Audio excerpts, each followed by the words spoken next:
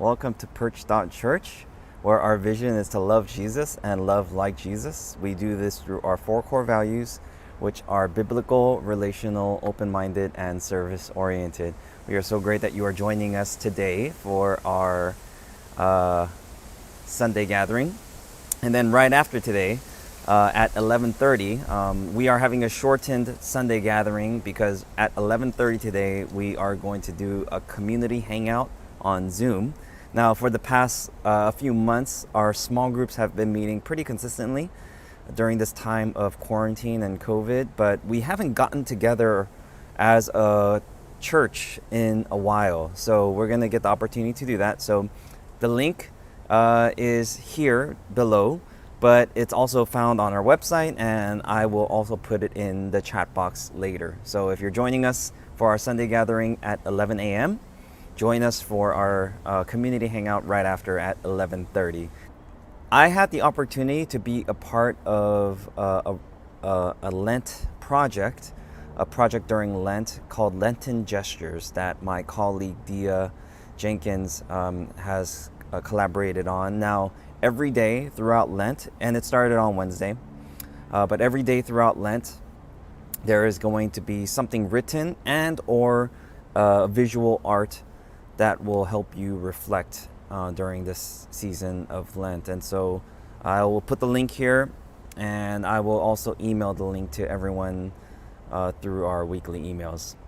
And as Easter Sunday is quickly approaching, I really encourage all of us to think and pray about whom you can invite to our church on Easter Sunday. And it'll still be online, so participating on Easter Sunday is super easy.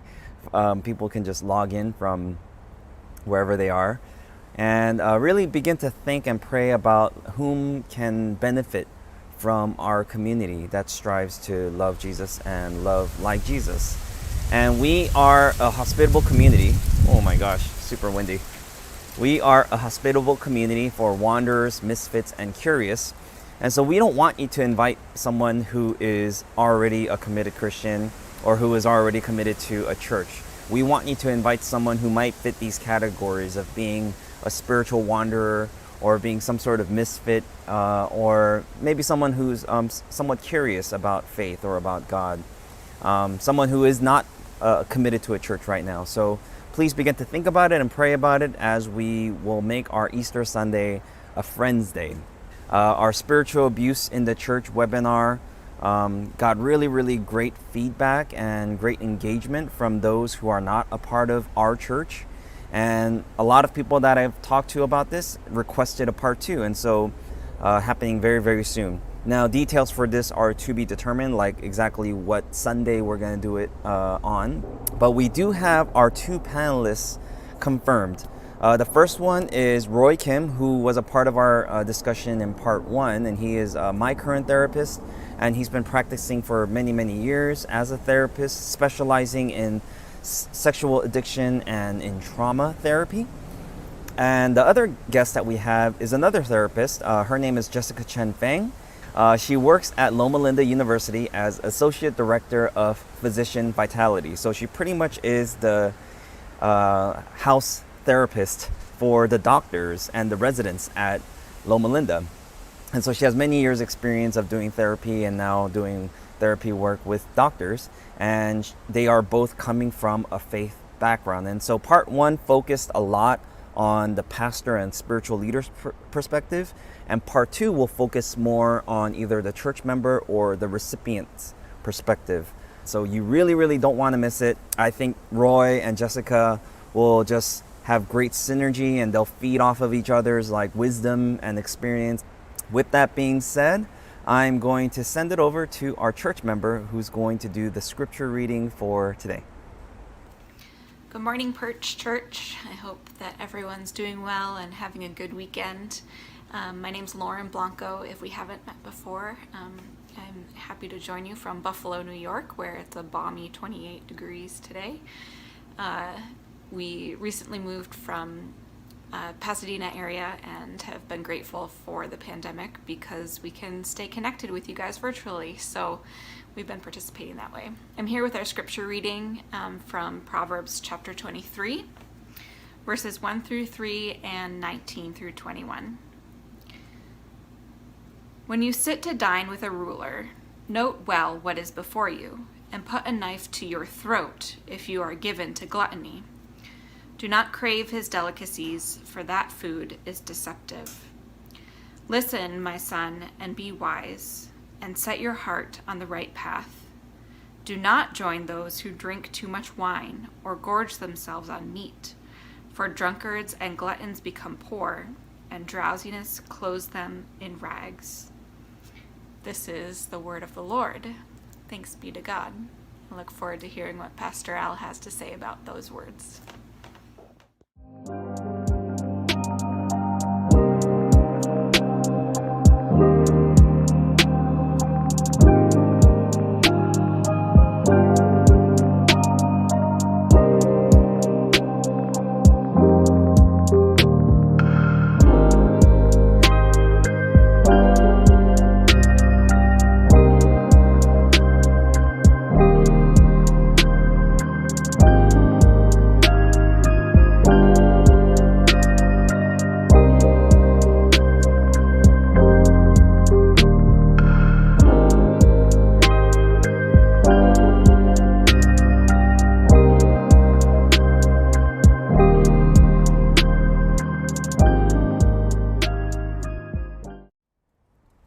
Welcome back.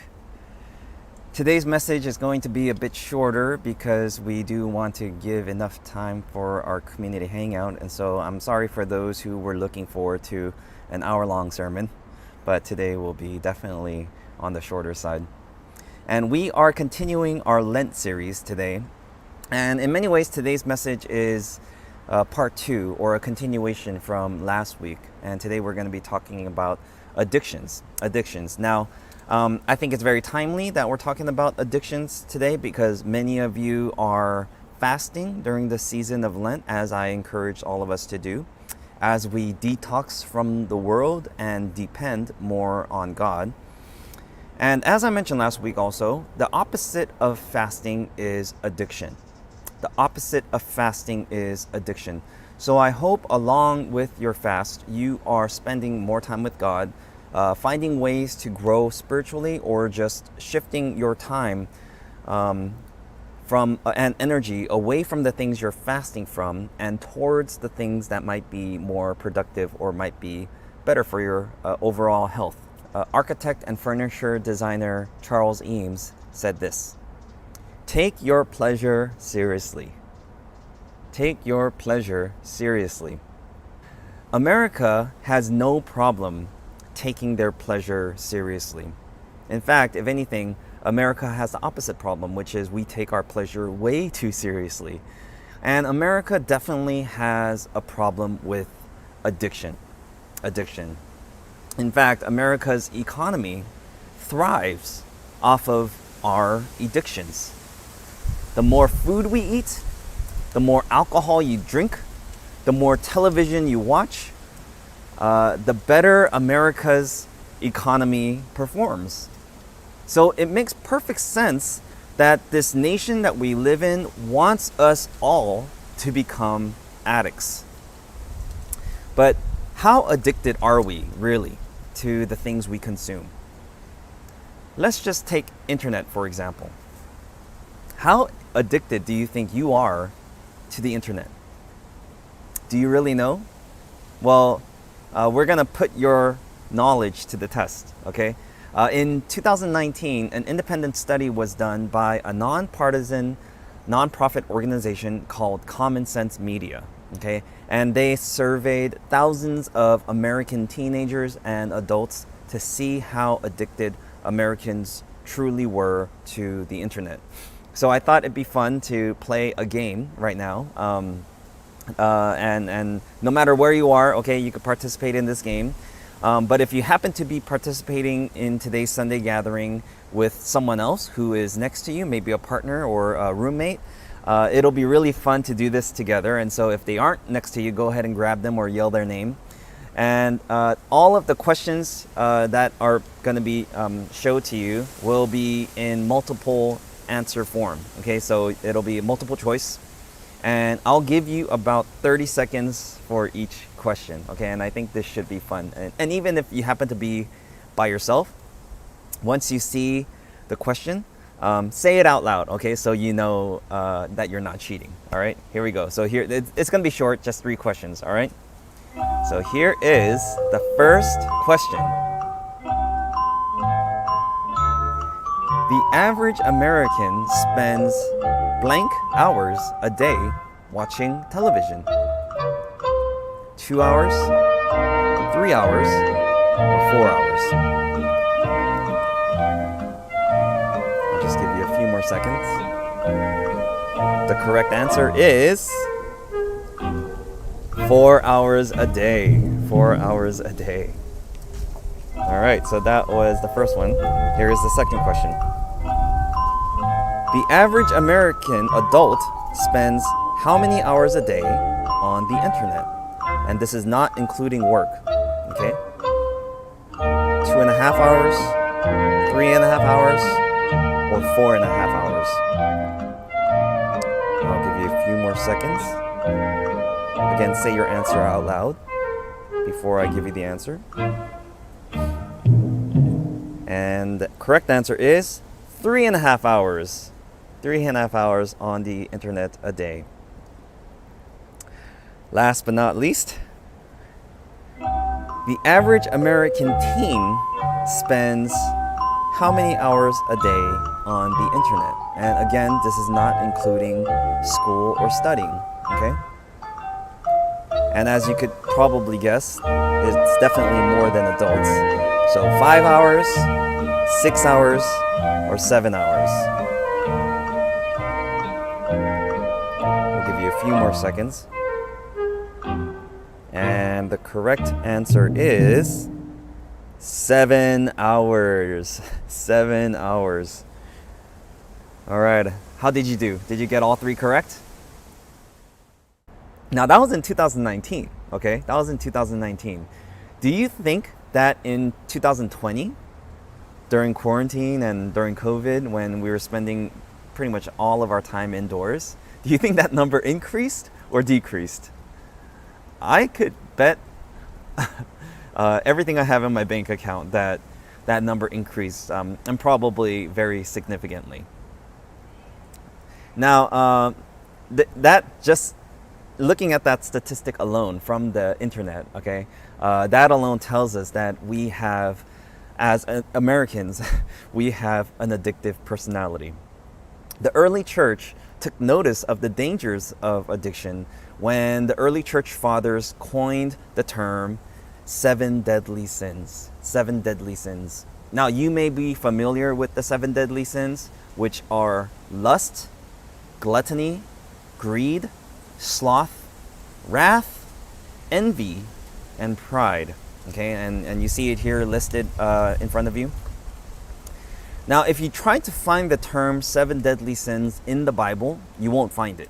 There were different variations of 7 deadly sins, but it wasn't until 590 AD when the official 7 were canonized or finalized by Pope Gregory I.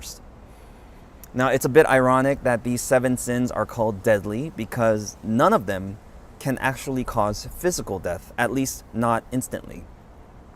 But these 7 sins were given special attention by the early church because they were the most destructive to a person's soul. And what's rather unique about these 7 deadly sins is the fact that most of these are internal sins, meaning they might be invisible to people who are looking at you. They're not external sins that are quite obvious and visible to others, such as murder or stealing or adultery, which is like cheating on your partner, okay? These are internal sins. Things like envy and lust and wrath. These are not things that are very visible, okay? So they're internal sins. Now, the theme that we're focusing on today, or the deadly sin that we're focusing on today, is gluttony, okay, which is another term for addiction. It's a synonym for addiction. And we typically don't use this word gluttony or glutton very often these days. And you probably have never heard or will never hear another message on gluttony. Because to speak against gluttony is to speak against the American way. And I hinted at this earlier when I said that our economy thrives off of people being addicted to consumption, right? And because America is this land of excess and consumerism and capitalism, gluttony is one of the most accepted sins in America. Okay, not only is it accepted, it's actually embraced and encouraged by our country. And there are certain sins that are given a pass, like sins like lust. Okay, in fact, social media actually like thrives off of your desire for lust, or being a workaholic. Okay, being a workaholic is actually rewarded. All right, and so. Or even cheating on your taxes, like things like cheating on your taxes is not really that frowned upon these days. Even our previous president cheated on his taxes. And so something like gluttony, like most of the 7 deadly sins, is not only accepted in our culture, but it's even glorified and encouraged by our culture. And so when we think of gluttony or addiction, we have to think of broader terms than just food. Okay, it can be television, it can definitely be social media, it can be video games, it can be alcohol or even caffeine. Okay, now this is a very, very simple definition of gluttony. Gluttony is an excessive and insatiable appetite for pleasure. Gluttony is an excessive and insatiable appetite for pleasure. The book of Proverbs, otherwise known as the book of wisdom, all right, is well accepted by scholars that it was a compilation of wisdom notes and wisdom sayings from King Solomon, who was the 3rd king of Israel and was the son of none other than the famous King David. Now, in verse 1, which we read, it's the first verse that we looked at today, okay? But what Solomon is actually warning you is to beware of how you behave in the presence of a ruler like him or others like him, like in the presence of other kings or other lords. And his advice in verse 1 is actually similar to the advice that a king would give to a servant. Now let me read the first half of today's passage, which was verses 1 through 3. When you sit to dine with a ruler, note well what is before you, and put a knife to your throat if you are given to gluttony. Do not crave his delicacies, for that food is deceptive. Verse 2 might seem kind of morbid and dark, right? Put a knife to your throat if you are given to gluttony? That's pretty extreme. Now, I have to give a little bit of background to this, okay? Now, when a king or a ruler or some sort of lord honors someone by allowing them to dine with him, the servant should act in a respectable way. The servant should be civilized and act like a gentleman or a lady while in the presence of a king or a ruler. Even if there is this like huge banquet table of delicious food and drink, if that servant were to dine with a king and act as a savage at the king's table, it would be seen as a great deal of disrespect to the king who has so graciously invited him or her to dine with him. So for a king, for a servant to disrespect a king like that in such a lewd manner would be to doom himself or herself to death, even by decapitation. Okay, that's why that imagery or that like really morbid saying of put a knife to your throat is said. So this tells us something very important, okay, about this passage and about self-control. It tells us that self-control demonstrates wisdom. Self-control demonstrates wisdom. I had mentioned last week that it's not healthy for any of us to live life unrestricted. It's not good for our spirits to live in such a way that has no restraint whatsoever, because when we do, it turns us into spoiled, rotten people. And I've realized that the best way to raise kids who are spoiled rotten is to never deny them anything, is to let them live their life completely unrestricted and to always say yes to them. That is the best way to raise kids who are spoiled rotten. Let me give you an example, okay? I had mentioned last week that I was recovering from COVID, and I had fully recovered from COVID, so thank God. But I don't think I mentioned that it was my daughter and I who actually had COVID together. That's why we were both isolated in her room. And because I felt so bad for her being sick and all that, and being trapped in her room, it's already hard enough being quarantined in our home, but being even isolated in her room was really hard. So I let her get away with a little bit more, or a lot more than we usually let her get away with. And one of the things that she was super into during isolation was playing this game called Roblox. I think that's what it's called, Roblox. And she would play this game for hours, some days. And what was really fun is that she could go online and play with her friends and go into this like world or whatever together. And they're talking to each other on the phone while they're playing this game on their iPads. And yeah, they were just having a blast. And when she and I came out of isolation a few days ago, or at the beginning of this week, we had to put the hammer down, and we had to really put limitations on how much screen time she spends. And now when we did that, she really didn't know what to do. She didn't know what to do with her free time, and she would just like lie down in bed and like wish that she could play Roblox, and she might even be playing it in her head for all I know. But that just, after that, those couple weeks of being in isolation and being totally unrestricted, she kind of turned into this like zombie for a few days. Now she's back to her old self, and thank God, like she's okay now. But really, that kind of did something to her cognitive behavior.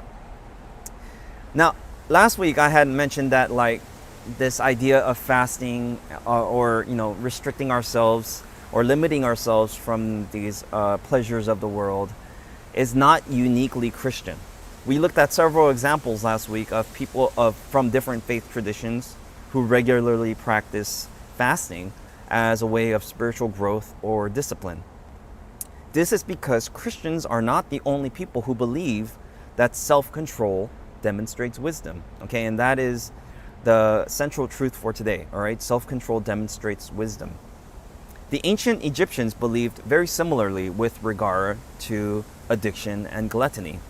An ancient Egyptian text says this: restraint is a brief moment, gluttony is base and reproved. Also, Siddhartha Gautama, also known as the Buddha, said this: attachment to your appetites can lead to slavery. The Hindu text warns us against overeating.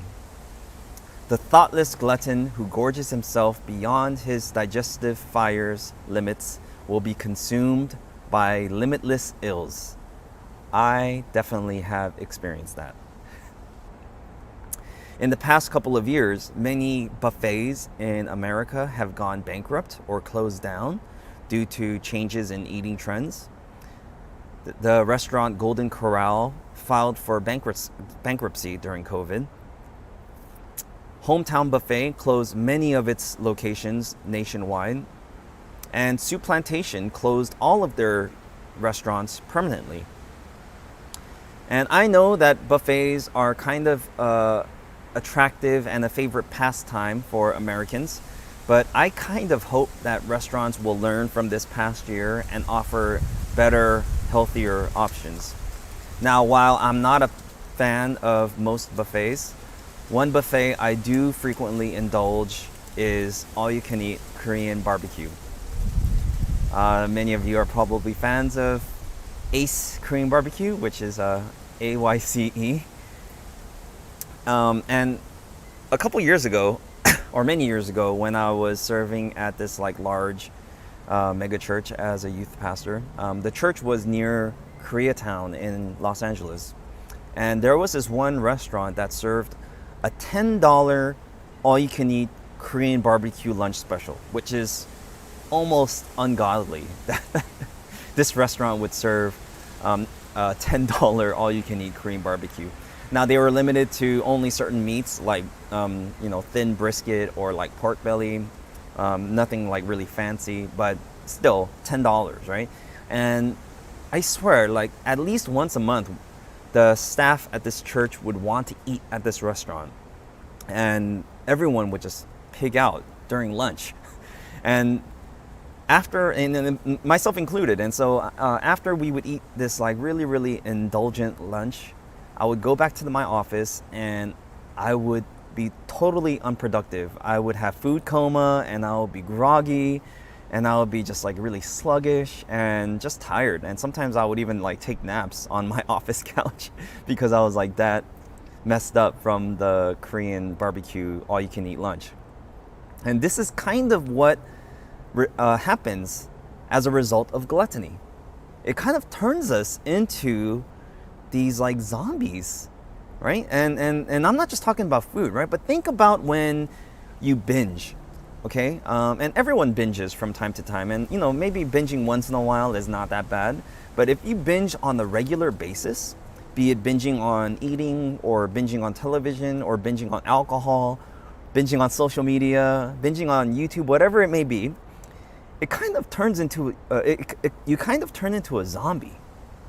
You know what I'm talking about? Can anyone relate with me on this? Okay. Now let's look at the second half of today's passage in verses 19 through 20. Listen, my child, and be wise, and keep your heart on the right path. Do not join those who drink too much wine or gorge themselves on meat, for drunkards and gluttons become poor, and drowsiness clothes them in rags. Verse 19, when it says, listen, my child, and be wise, keep your heart on the right path. This reminds me of the passage we looked at last week, which was Matthew chapter 6. And verse 21 says this, for where your treasure is, there your heart will be also.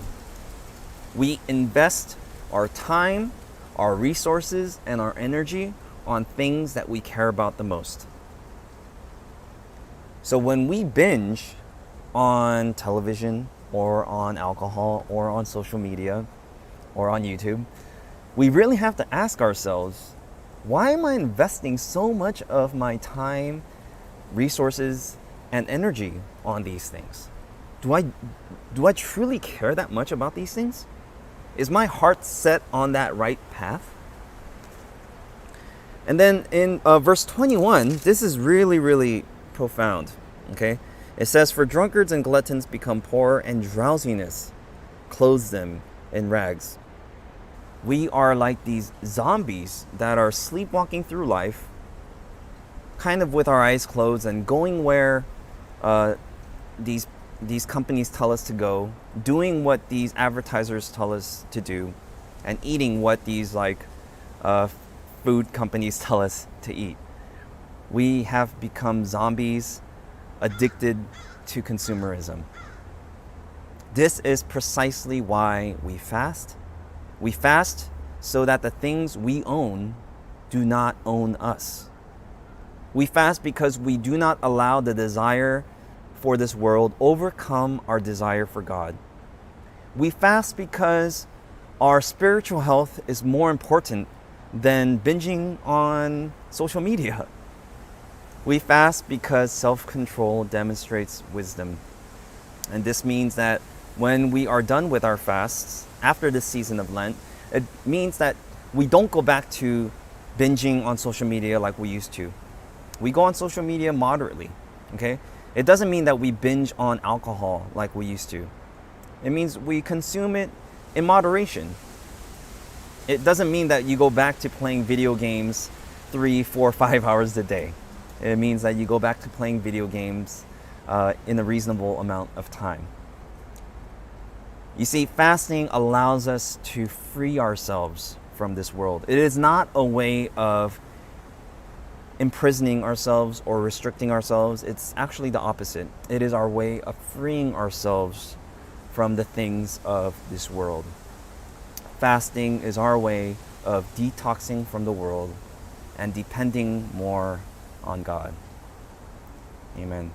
I hope that all of you will join us right now on our community hangout, and I will see you there soon.